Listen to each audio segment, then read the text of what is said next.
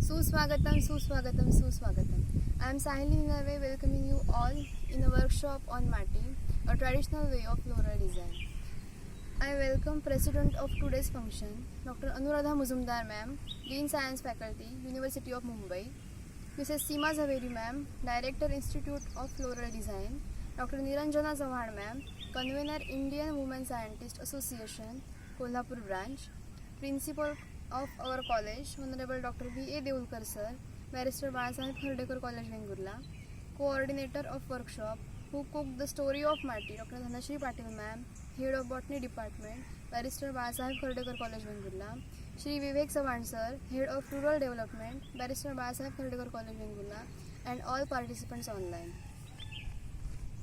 Workshop is organized by Barrister Balasaheb Khardekar College Vengurla in collaboration with Gardens Club Kolhapur, Indian Women Scientist Association Kolhapur, Institute of Floral Design Mumbai.